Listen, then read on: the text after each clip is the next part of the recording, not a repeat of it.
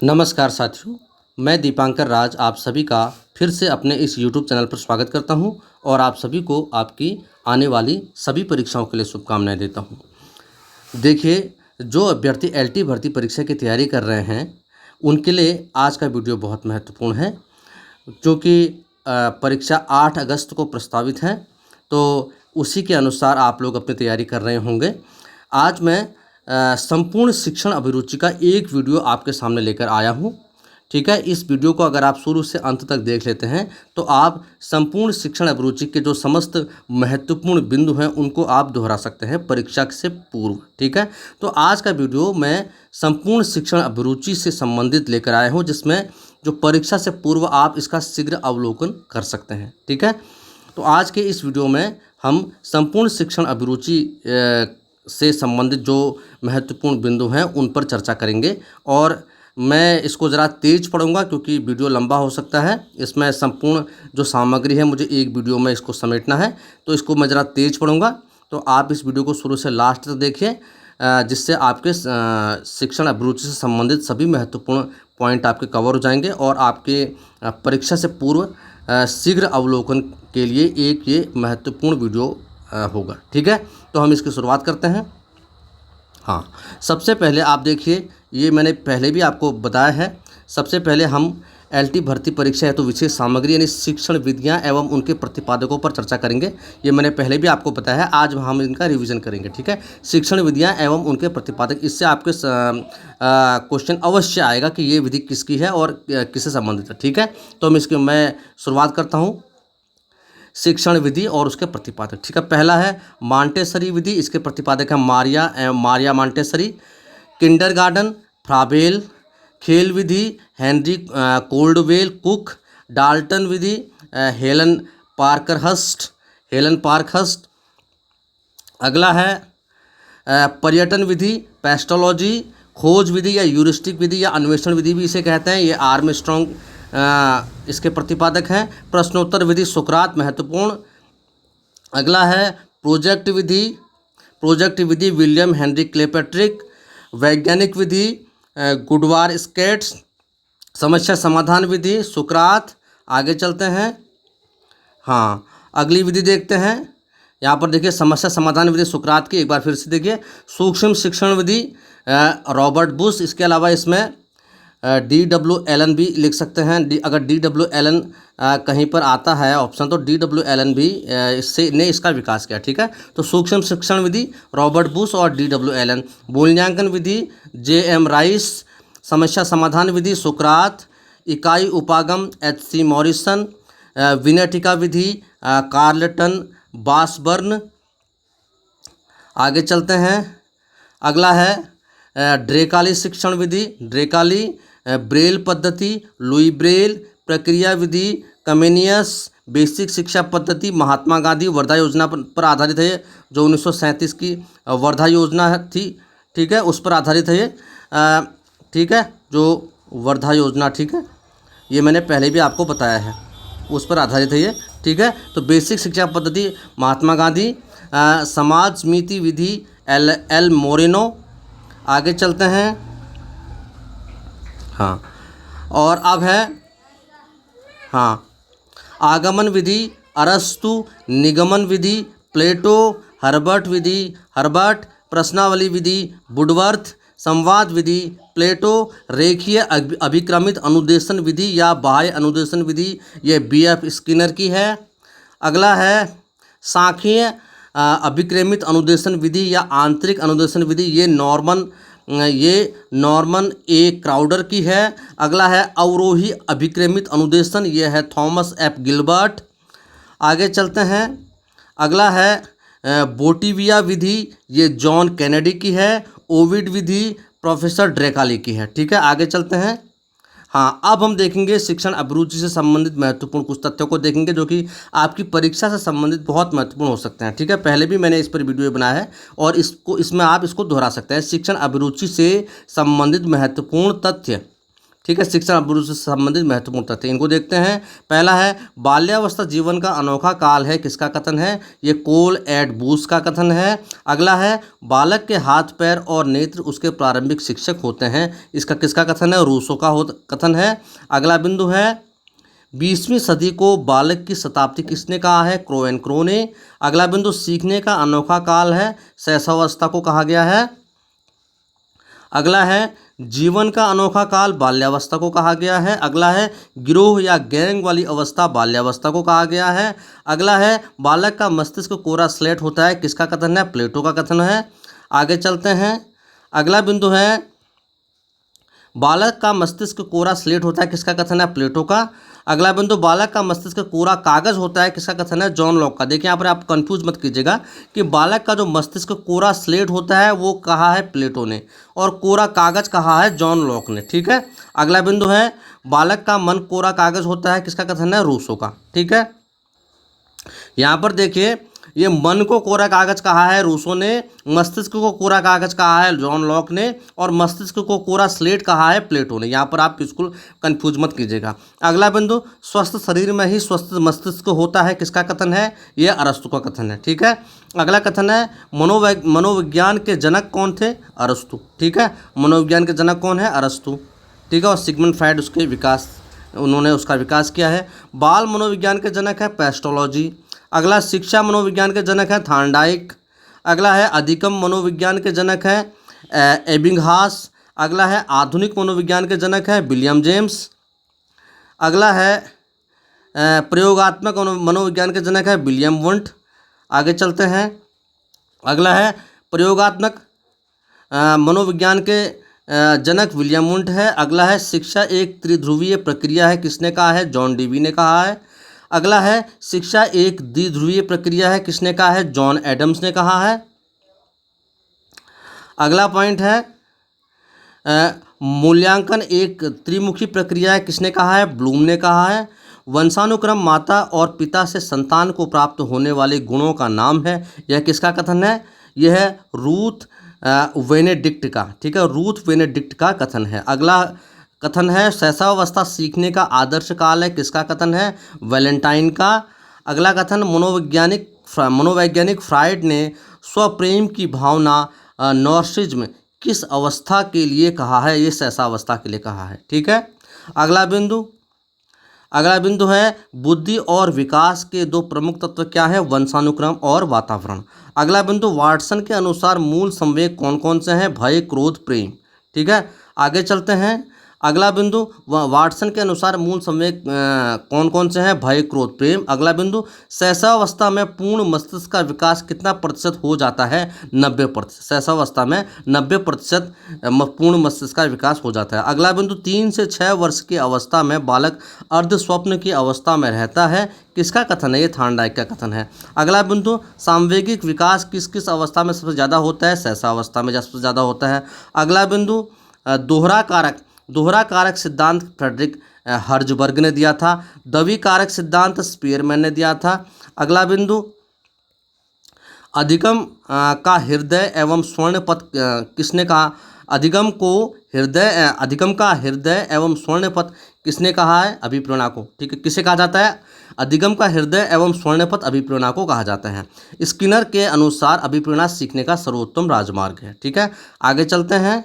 आप कुछ और बिंदुओं को देखते हैं। 20वीं सदी को बालक की शताब्दी किसने कहा है? क्रो एंड क्रो ने। किस अवस्था में शारीरिक एवं मानसिक विकास दोनों तीव्र गति से होता है? शैशवावस्था में होता है। जलोटा परीक्षण किससे संबंधित है? शाब्दिक बुद्धि परीक्षण 12 से 14 वर्ष। अगला है प्रेरणा का प्रश्न क्यों का प्रश्न है, किसका कथन है? क्रंच एवं क्रंचफील्ड का। अगला बिंदु देखते हैं। अगला बिंदु है किसका कथन है कि धर्म मनुष्य के लिए अफीम के समान है? मार्क्स का। अगला बिंदु किसने कहा है कि शिक्षा का कार्य मानव समाज को सुसंस्कृत बनाना है? ये श्री अरविंदो घोष ने कहा है। संप्रेषण के कितने प्रकार का? 2 शाब्दिक और अशाब्दिक। आगे चलते हैं। हाँ, अब यहाँ पर कुछ और बिंदुओं को देखते हैं। ठीक है। देखिए अब हम शिक्षण कौशल से संबंधित कुछ महत्वपूर्ण प्रश्नों को देखेंगे। ठीक है। इसमें लगभग संपूर्ण शिक्षण अभिरुचि इसमें समाहित है। अगर आप इनको एक बार ध्यान से देख लेंगे तो आपकी तैयारी अच्छी हो जाएगी। पहला प्रश्न मैं स्टार्ट कर रहा हूँ। सूक्ष्म शिक्षण का विकास किसने किया था? ये D.W. एलन ने किया था। ठीक है। साथ में रॉबर्ट ब्रूस भी हैं। ठीक है, जो हमने इससे पहले पढ़ा था। हाँ, तो सूक्ष्म शिक्षण का विकास D.W. एलन व रॉबर्ट ब्रूस। अगला बिंदु अगला बिंदु देखते हैं। Doctor V.K. पासी ने अपने अध्ययन के आधार पर कितने शिक्षण कौशलों की सूची तैयार की थी? ये 13 की तैयार की थी। अगला, शिक्षण कौशल के विकास एवं सुधार की प्रविधि किसे कहा जाता है? सूक्ष्म शिक्षण को। अगला, चित्र तथा पोस्टर कौन से साधन सामग्री हैं? दृश्य सामग्री हैं। अगला, अभिक्रमित अनुदेशन का विकास किसने किया था? B.F. स्किनर ने किया था। महत्वपूर्ण पॉइंट, अभिक्रमित अनुदेशन का जो विकास किया था वो B.F. स्किनर ने किया था। अगला पॉइंट, रेखीय विक्रम का प्रतिपादक किसे माना जाता है? ये B.F. स्किनर को माना जाता है। ठीक है, ठीक है, यहाँ पर ये रेखीय अभिक्रम होना चाहिए। रेखीय अभिक्रम का प्रतिपादक B.F. स्किनर को माना जाता है। अगला है, रेखीय अभिक्रमित अन्य किस नाम से जाना जाता है? रेखीय अभिक्रमित को अन्य किस नाम से जाना जाता है? ये बाह्य अभिक्रम, इसको बाह्य अभिक्रम के नाम से भी जाना जाता है। अगला बिंदु देखते हैं। चलचित्र कैसा साधन है? ये दृश्य श्रव्य साधन है। अगला, एजुकेशन टेक्नोलॉजी शब्द का प्रयोग सर्वप्रथम किसने किया था? ये ब्रायन मोर जोन्स ने 1967 में किया था। एजुकेशन टेक्नोलॉजी के शब्द का प्रयोग सर्वप्रथम ब्रायन मोर जोन्स ने 1967 में किया था। अगला बिंदु, शैक्षिक तकनीकी केंद्र किसने प्रारंभ किया था? NCERT नई दिल्ली ने प्रारंभ किया था। आगे चलते हैं। अगला बिंदु है आधारभूत शिक्षण प्रतिमान किसके द्वारा दिया गया था? तो ये रॉबर्ट ग्लेजर के द्वारा दिया गया था। अगला बिंदु, शिक्षण मशीन का निर्माण किसके द्वारा किया गया था? ये सिडनी एल प्रेसी, अमेरिका में 1926 में सिडनी एल प्रेसी के द्वारा किया गया था। अगला बिंदु, टेक्नोलॉजी शब्द की उत्पत्ति किस भाषा में से हुई है? ये टेक्निकोस यानी कला। ठीक है, टेक्नोलॉजी शब्द की उत्पत्ति टेक्निकोस शब्द से हुई है। अगला है, शिक्षण प्रतिमान के कितने तत्व होते हैं? ये 4 तत्व होते हैं। उद्देश्य, संरचना, सामाजिक प्रणाली, मूल्यांकन। अगला है, शाखीय अभिक्रम का विकास किसके द्वारा किया गया था? ये नॉर्मन ए क्राउडर के द्वारा किया गया था। शाखी का नॉर्मन ए क्राउडर और रेखी का B.F. स्किनर, अभी आपने पढ़ा। ठीक है, अगला बिंदु, एलन एवं रेयान ने सूक्ष्म शिक्षण के कितने कौशल बताए हैं? 14 कौशल बताए हैं। अगला, अभिक्रमित अनुदेशन कितने प्रकार के होते हैं? 3 प्रकार के होते हैं, रेखीय, शाखीय और मैथमेटिक्स। अगला है, OHP का पूरा नाम है ओवरहेड प्रोजेक्टर, महत्वपूर्ण है। अगला बिंदु देखते हैं। अगला बिंदु है, सूक्ष्म शिक्षण में एक समय में कितने शिक्षण कौशल का विकास किया जाता है? 1।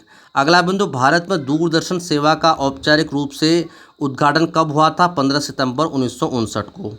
अगला बिंदु, टेलीकॉन्फ्रेंसिंग कितने प्रकार की होती है? ये 3 प्रकार की होती है, टेलीकॉन्फ्रेंसिंग, वीडियो कॉन्फ्रेंसिंग और कंप्यूटर कॉन्फ्रेंसिंग। आगे चलते हैं। अगला बिंदु देखते हैं।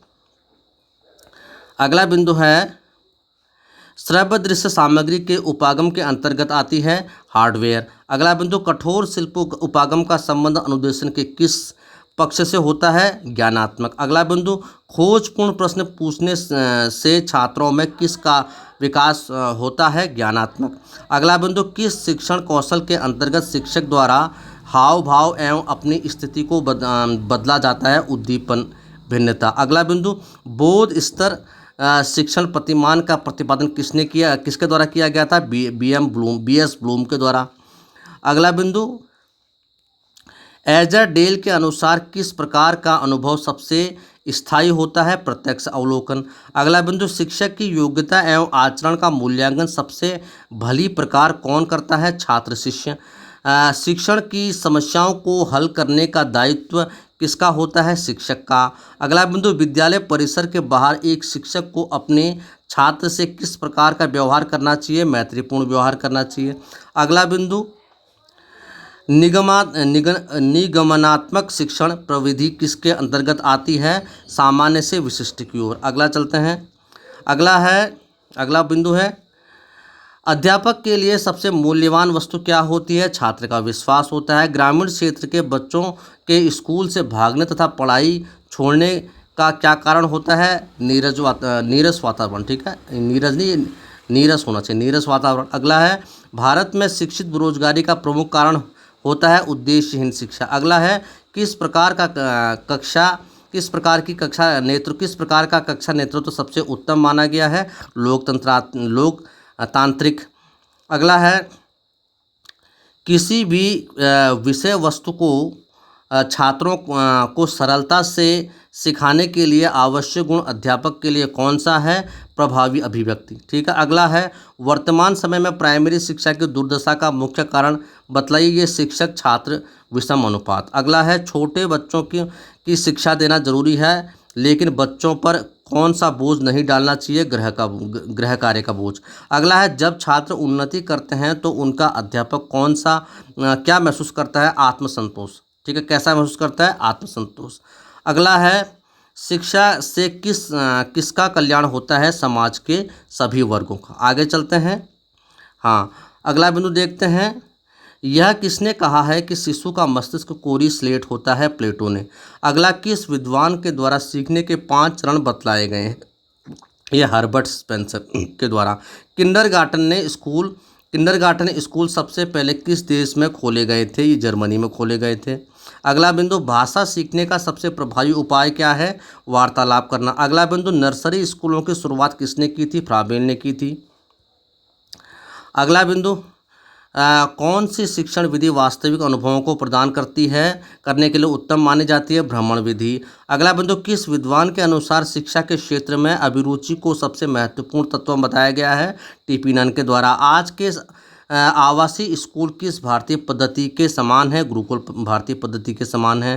भारत में स्त्री शिक्षा के महान समर्थक कौन थे, कार्वे थे। आगे चलते हैं। अगला बिंदु ज्ञानेंद्रियों का प्रशिक्षण किस प्रकार का होता है, अभ्यास के द्वारा।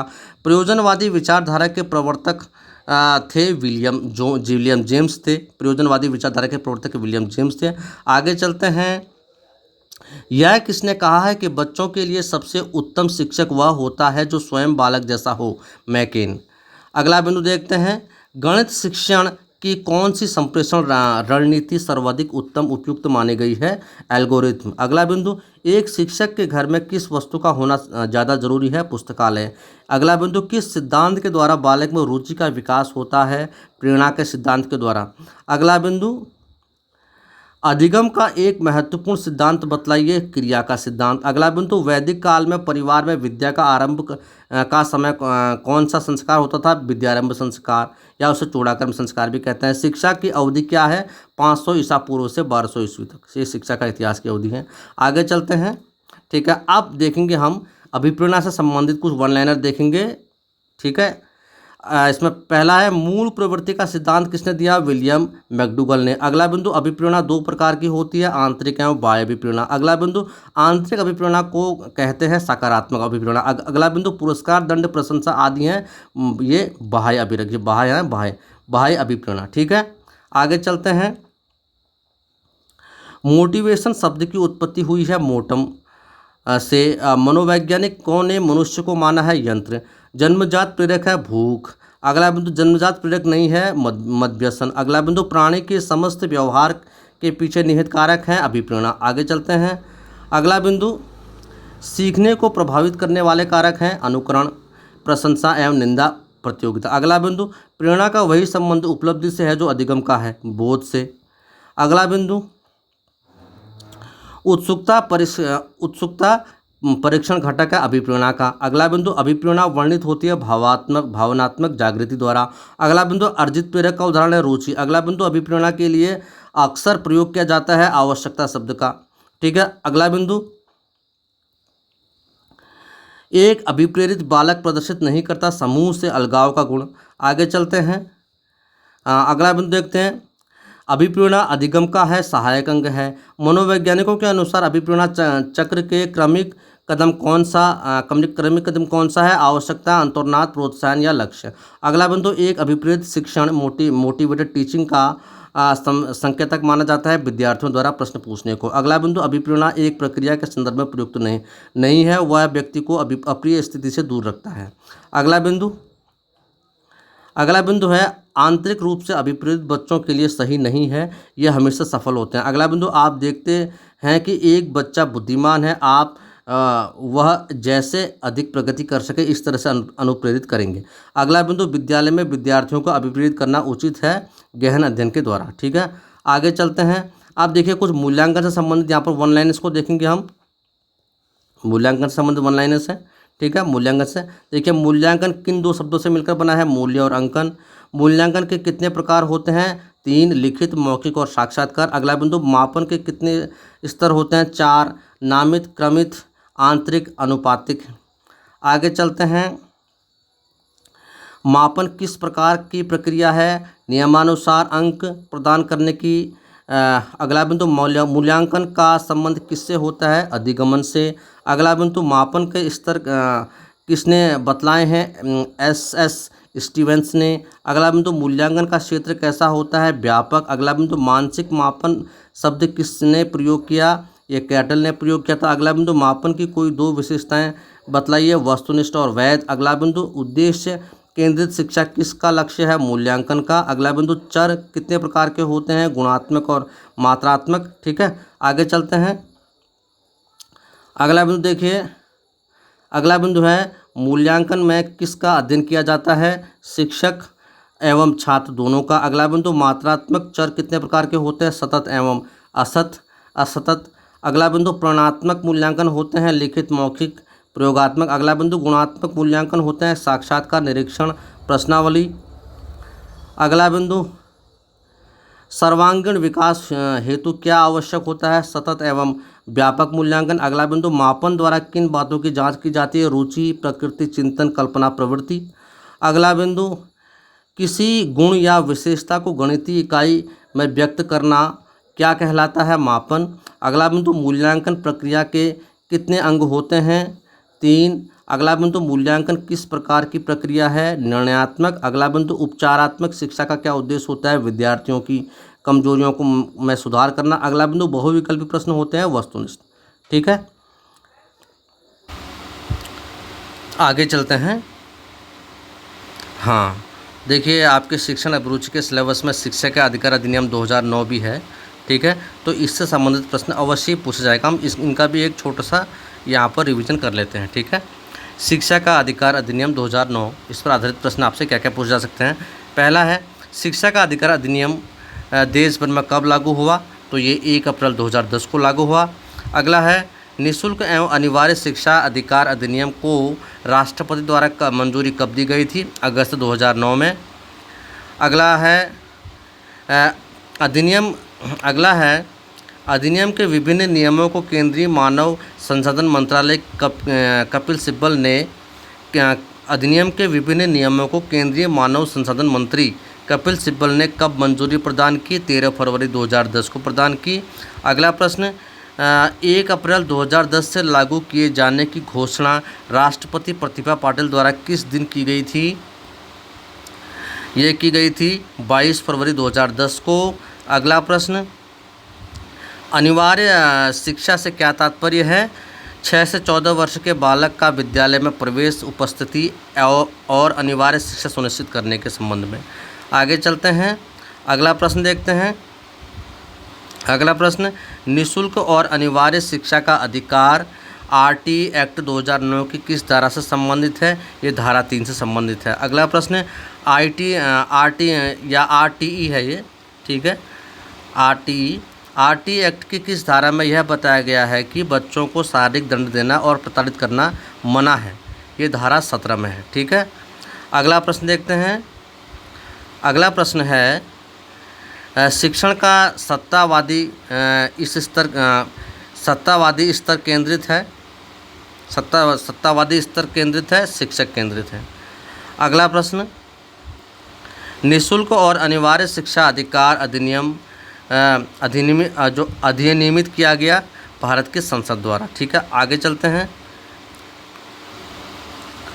अगला प्रश्न देखिए, शिक्षा का अधिकार अधिनियम 2009 को कानूनी अधिकार बनाने हेतु कौन सा संविधान संशोधन किया गया था? ये 86वां संविधान संशोधन किया गया था। ठीक है, अगला प्रश्न, निःशुल्क और अनिवार्य शिक्षा को मूल अधिकार के रूप में किस अनुच्छेद में जोड़ा गया है? यह अनुच्छेद 21A। महत्वपूर्ण प्रश्न है, दोनों प्रश्न ये महत्वपूर्ण है। ठीक है, अगला प्रश्न देखिए। अगला प्रश्न है, आईटी एक्ट की किस धारा में यह बताया गया है कि बच्चों को शारीरिक दंड देना, प्रताड़ित करना मना है? ये धारा 17 में। ठीक है, ये आईटी एक्ट नहीं है, आरटी है। ठीक है, आरटी एक्ट की किस धारा में यह बताया गया कि बच्चों को शारीरिक दंड देना मना है? ठीक है, तो इस वीडियो में मैंने लगभग संपूर्ण शिक्षण अभिरुचि को समेटने की कोशिश किया। अभी इसमें कुछ टॉपिक रह गए हैं, उसके लिए मैं एक वीडियो और लेकर आऊँगा आपके सामने, कल लेकर आऊँगा। ठीक है, ताकि आपकी शिक्षण अभिरुचि से संबंधित संपूर्ण जो महत्वपूर्ण बिंदु हैं वो कवर हो जाए। ठीक है, ये शिक्षा का अधिकार अधिनियम भी आपके सिलेबस में है, इसको भी मैंने इसमें लगभग इसके महत्वपूर्ण प्रश्नों को बता दिया है। ठीक है, तो आप इस वीडियो को देखिए, शुरू से अंत तक देखिए और बार बार देखिए, जिससे आपकी शिक्षण अभिरुचि की तैयारी अच्छी हो जाएगी और उसका रिवीजन हो जाएगा। अभी तक मैंने बहुत सारी वीडियो अपलोड किए हैं शिक्षण अभिरुचि पर आधारित, वो आपने देखे होंगे, तो उन्हीं का एक सार रूप मैंने आज इस वीडियो में आपके लिए ये प्रस्तुत किया। तो मुझे उम्मीद है कि ये वीडियो आपको पसंद आएगा और आपके लिए हेल्पफुल होगा आपकी परीक्षा में। ठीक है, तो आप इसको शुरू से लास्ट तक देखिए और अपने तैयारी को जारी रखिए और अपना जो रिवीजन वर्क है परीक्षा से पूर्व उसको बिल्कुल करिए। तो परीक्षा पूर्व एक शीघ्र अवलोकन के लिए ये वीडियो आपके लिए बहुत महत्वपूर्ण है और मुझे उम्मीद है कि ये आपको अच्छा लगेगा और आपके काम आएगा और आपकी परीक्षा में आपके लिए बहुत लाभकारी सिद्ध होगा। ठीक है, अगर आपको ये वीडियो अच्छा लगता है तो आप इसे लाइक कीजिए, शेयर कीजिए, मेरे चैनल को सब्सक्राइब कीजिए, ताकि मैं जो भी वीडियो अपलोड करूँ वो आप तक तुरंत पहुँचे। ठीक है, और एलटी भर्ती परीक्षा के लिए आप सभी को बहुत बहुत शुभकामनाएं। 8 अगस्त को उसका पेपर है, बिल्कुल जोश से, मनोयोग से उसकी तैयारी कीजिए। ठीक है, और शिक्षण अभिरुचि के लिए मैंने काफ़ी वीडियो अपलोड किए हैं, आप उनको भी देख सकते हैं। और आज ये एक रिवीजन के लिए मैंने एक वीडियो तैयार किया है, इसको भी आप देखिए और अपनी तैयारी को आगे बढ़ाइए। ठीक है, फिर से बहुत बहुत शुभकामनाएं आपको। बाकी की जानकारी मैं आपको अगली वीडियो में दूंगा। तब तक के लिए आप इस वीडियो को देखिए और अगर आपको अच्छा लगता है तो इसे लाइक शेयर कीजिए और मेरे चैनल को सब्सक्राइब करना मत भूलिए और प्रेस आइकॉन को बिल्कुल दबाइए ताकि इसकी जो नोटिफिकेशन है वो बिल्कुल आप तक आता रहे। ठीक है, बहुत बहुत शुभकामनाएं आपको और आपके तैयारी को आगे बढ़ाने के लिए ये वीडियो बहुत लाभकारी सिद्ध होगा। ठीक है, बाकी की जानकारी मैं आपको अगली वीडियो में दूंगा। जो इसके कुछ टॉपिक रह गए हैं उनके लिए मैं एक वीडियो और लेकर आऊँगा। ठीक है, तो आज का ये वीडियो संपूर्ण शिक्षण अभिरुचि परीक्षा पूर्व शीघ्र अवलोकन आपको कैसा लगा आप कमेंट सेक्शन में जाकर बताइएगा। ठीक है, बहुत बहुत धन्यवाद आपका। नमस्कार।